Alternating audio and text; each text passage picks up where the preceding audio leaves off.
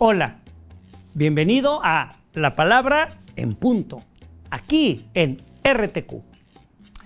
El día de hoy quiero platicar contigo sobre la historia. ¿Para qué sirve la historia? Desde pequeñitos estudiamos historia, aunque la materia se llame de otra manera, ¿no? Le damos importancia a la familia cuando hablamos de la historia de los papás, de los abuelos. La historia es cotidiana, pero ¿para qué sirve al final de cuentas? ¿Siempre ha servido para lo mismo a través del tiempo en los diferentes países? No. Vamos a empezar diciéndote primero qué significa la palabra historia.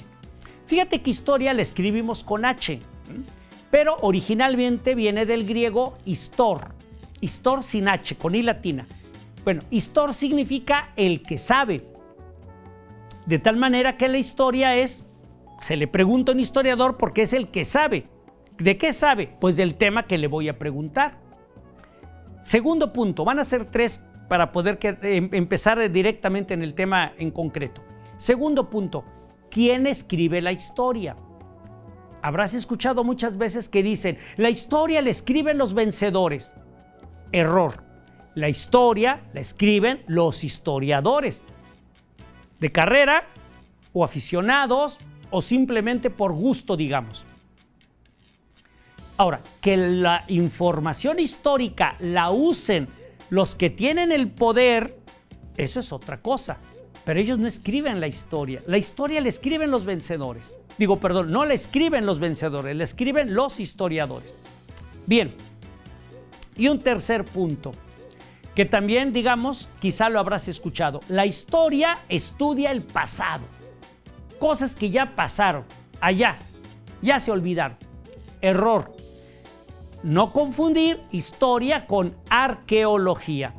Fíjate que la palabra arqueología son dos palabras que se juntan en una sola.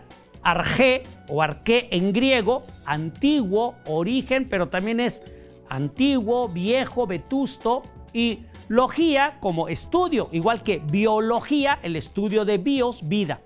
Bueno, pues entonces, arqueología es el estudio de lo viejo, de lo antiguo.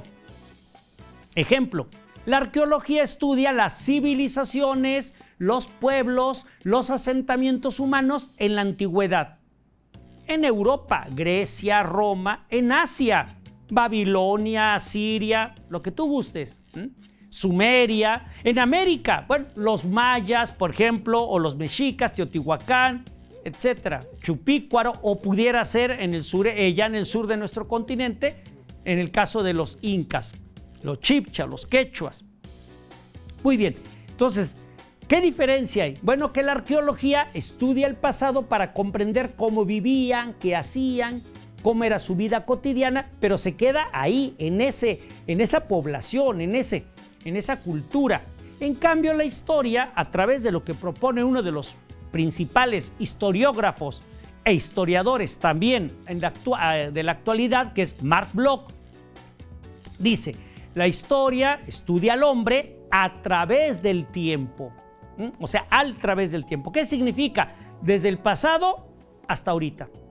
De tal suerte que hay, por ejemplo, corrientes historiográficas que hablan del presente, no el pasado, historia del presente. ¿Te das cuenta? Entonces, no es solamente el pasado, estudiamos al ser humano a través del tiempo.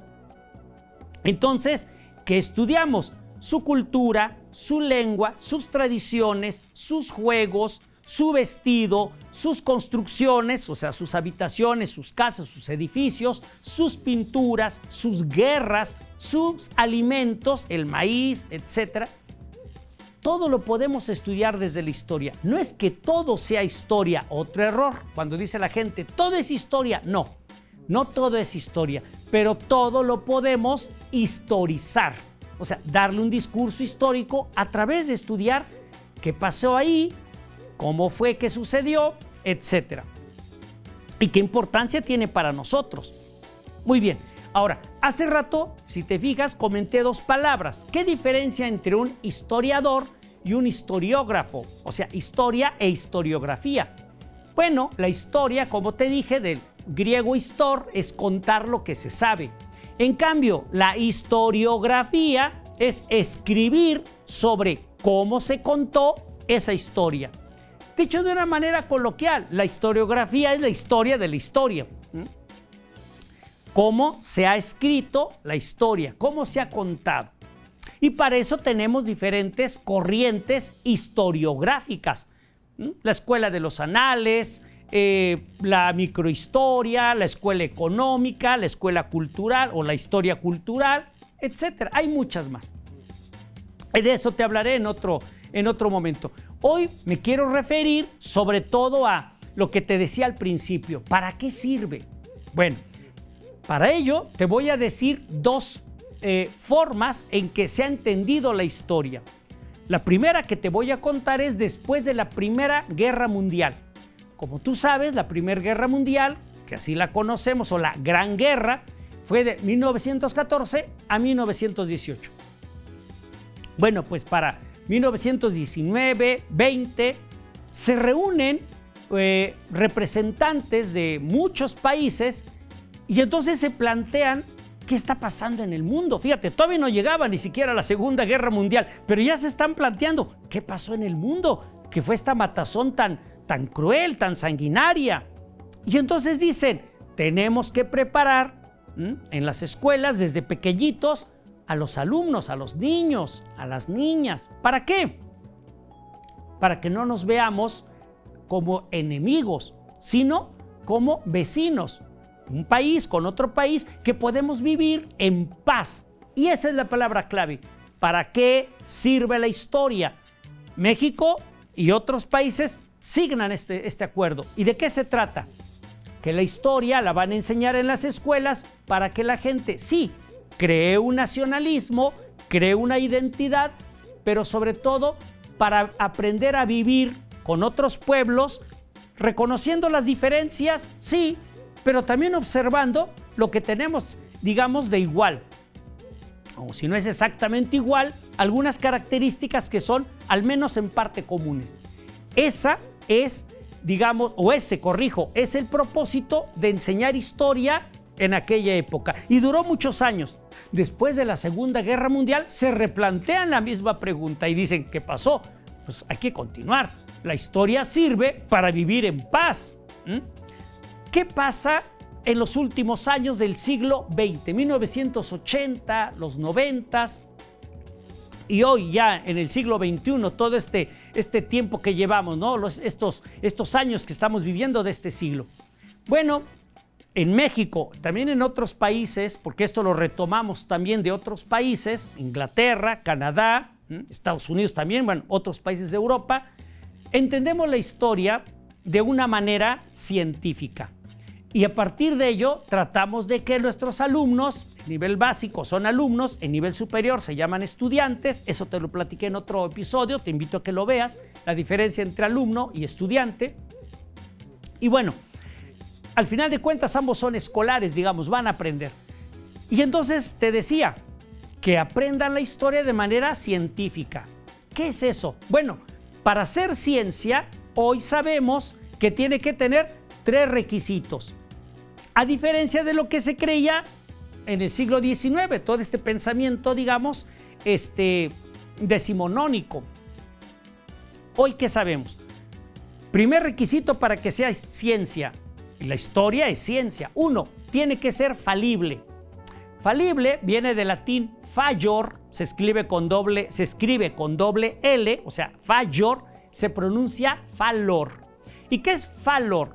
Fallar, equivocarse, cometer un yerro, un error, una pifia.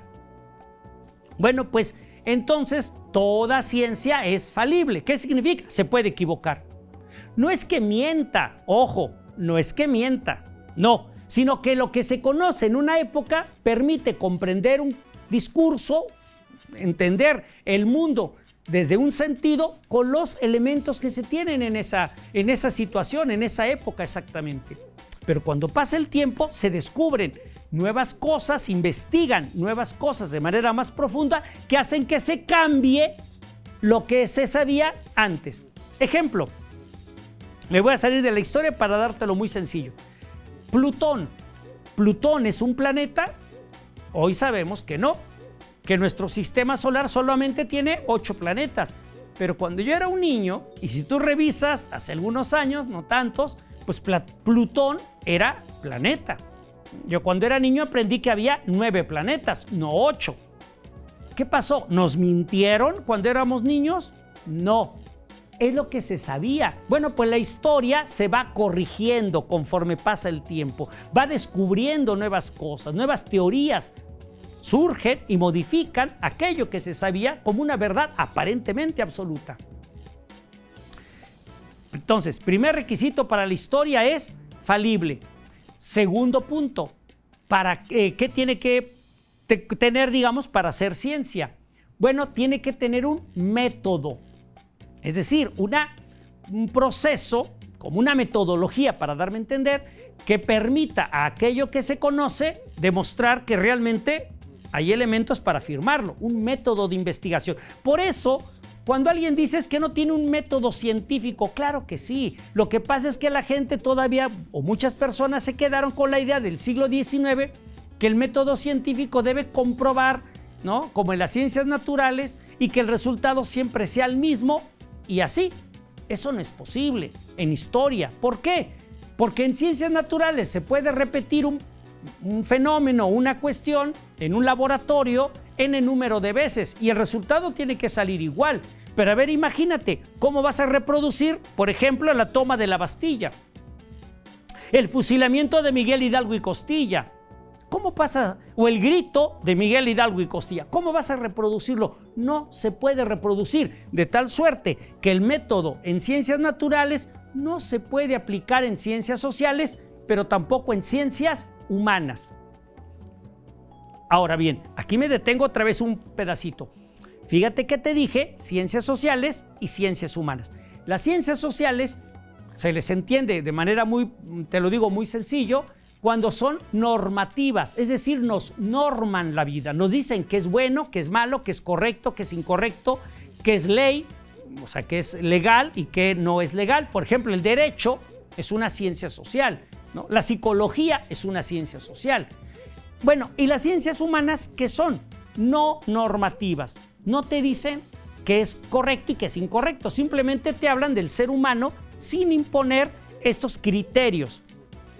Digamos, como cuál, por ejemplo, la filosofía, todo lo que tiene que ver con las artes, la literatura, la antropología, la arqueología, la historia, por supuesto. Aquí hago un paréntesis. Fíjate que hay una diferencia. Cuando estamos en ciencias, en nivel básico, todavía la historia se le ve como si fuera ciencia social. Por eso, los que son de mi edad o más o menos de esta época de que yo nací, fíjense ustedes cómo aprendíamos historia dentro de las ciencias sociales, ¿no? ¿Te acuerdas? Entonces era ciencias sociales, historia, civismo y geografía. No había formación cívica y ética, era civismo. Bien. Ciencias naturales, biología, química y física. Entonces, ¿dónde estaba la historia? En las ciencias sociales. Normativa. En cambio, fíjate que cuando ya quieres estudiar la historia como carrera, una licenciatura, los que estudiamos historia como carrera, ¿qué tuvimos que hacer? Pues ir a una facultad a estudiar. En mi caso, yo soy historiador por la Universidad Autónoma de Zacatecas. Bueno, pues resulta que entonces tienes que ir a una facultad. Si te metes a la UNAM, por ejemplo, a la página de la UNAM, ¿dónde está historia? En la Facultad de Filosofía.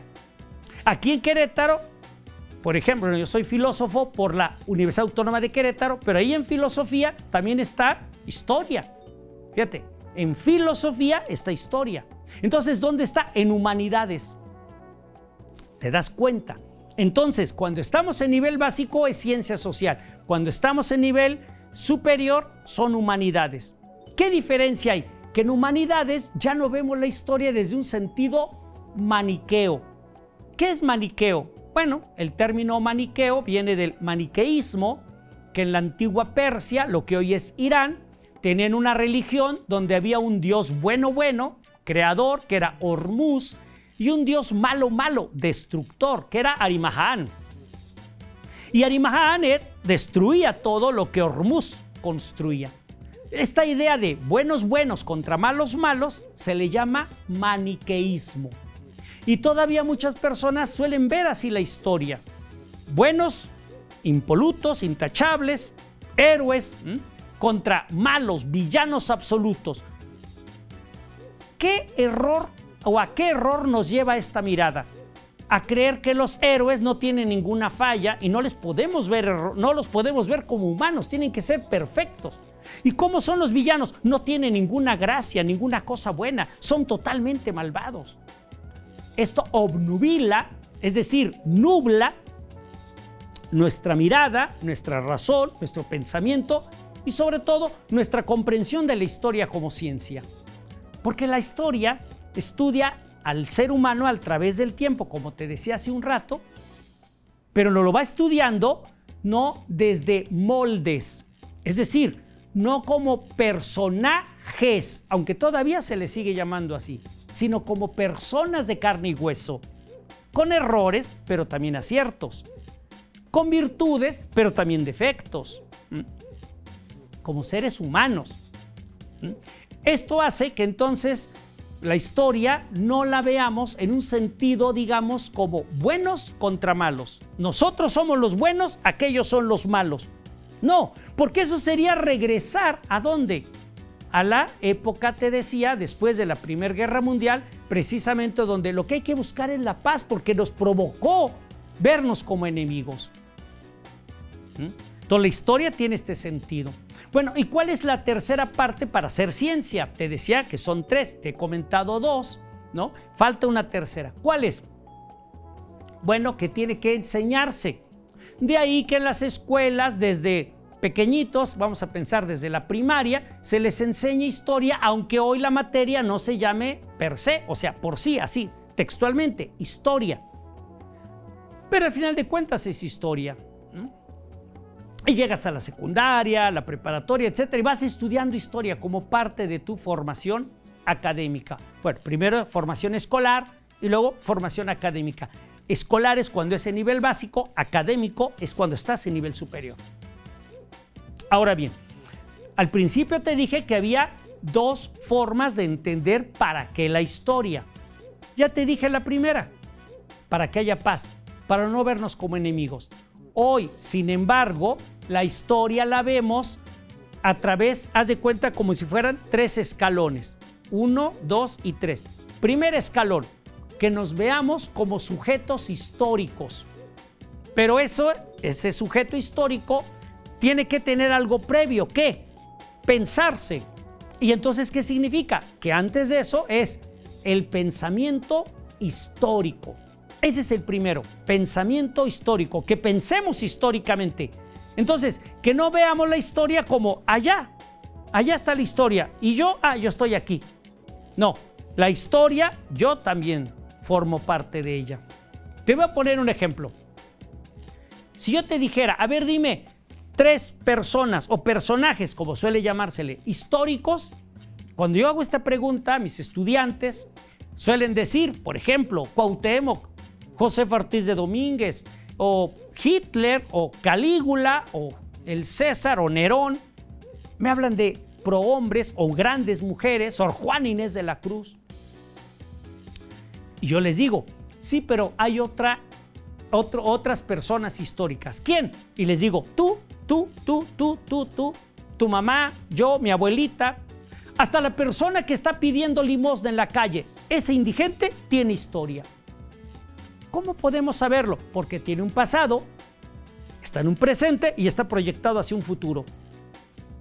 Hay una historicidad y él puede contar de lo que sabe y le pueden contar otros acerca del mundo, de las tradiciones, las leyendas, lo que tú quieras. Es una persona histórica. Entonces, la primera cosa que nos tenemos que quitar cuando enseñamos historia es ver la historia allá y los personajes históricos allá.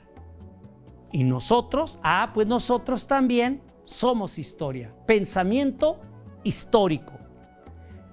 Hay un segundo nivel que es sujeto histórico, que es el que te decía. ¿Cuál es el sujeto histórico? Asumirnos como eso, sujetos históricos. Te voy a poner un ejemplo. Cuando vas al teatro o vas a alguna conferencia, ¿tú qué eres? espectador. Espectador. ¿Y quién está allá en el teatro? El actor. El actor actúa, el espectador especta. Especta viene de speculum, que es mirar, ojo, ver. O sea, ve. Bueno, pues el sujeto histórico, después del pensamiento histórico, el sujeto histórico tiene que asumirse como eso, como un sujeto histórico, no como un espectador, sino como un actor. ¿Actor de qué? De su propia vida, con un proyecto, con un pasado y conviviendo con otras personas, con las que comparte parte de su historicidad. Y en otras es diferente, obviamente. Ese es el segundo escalón. El tercero y último se llama conciencia histórica. ¿Cuál es entonces la segunda parte para poder ver el propósito de la historia? La conciencia histórica. Tenemos que tener conciencia histórica. ¿Y qué es conciencia histórica? Para que nunca se te olvide, son tres cosas. Está acá, aquí y en el hacer. ¿Qué es esto? Lo que piensas, lo que pensamos, lo que sabemos. Ejemplo, lo que yo sé tiene que estar en concordancia, de acuerdo con lo que yo hablo, digo. Si yo sé algo, esto que sé tiene que tener relación con lo que digo. Pero a su vez, lo que digo tiene que tener relación con lo que hago, con la acción. ¿Te fijas? De otra manera, incluso cuando una persona dice una cosa y hace otra, ¿qué decimos? Que no hay coherencia, que es hipócrita, que hay falsedad. ¿Por qué? Bueno, porque precisamente la conciencia histórica es coherencia, hilación, relación entre lo que sé, o sea, lo que pienso, lo que hablo y lo que hago. Esa es la conciencia histórica. Bueno, pues la historia como ciencia hoy lo que busca es tener conciencia histórica. No se trata de que eso se estudie solamente la historia, sino que al tener conciencia histórica, tú lo aplicas en otras áreas, en otras disciplinas, matemáticas, biología, idiomas, lo que tú quieras, física, geografía, en otras áreas. En otro programa te voy a hablar precisamente de algo que nosotros llamamos los conceptos de segundo orden, que son 6, que es cómo nos acercamos a la historia en las escuelas. Aquí, en Canadá, en otros países, etc.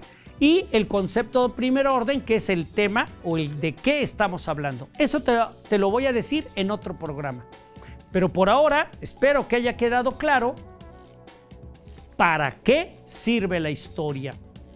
Entonces es o para lograr la paz, hace muchos años, más o menos hace 100 años, o, como en el caso de hoy, para lograr una conciencia histórica.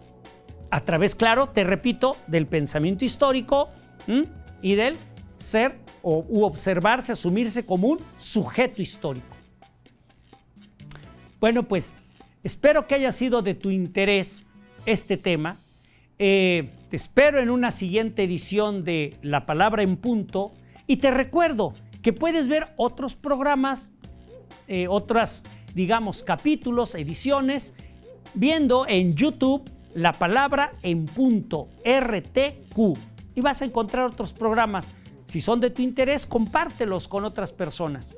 Recuerda que la cultura y la reflexión son parte del devenir histórico. Bueno, pues te invito también a que veas mi programa en YouTube, Martín Hurtado, y no me queda más que decirte muchas gracias por tu atención y nos vemos en un siguiente episodio de La Palabra en Punto. Hasta entonces.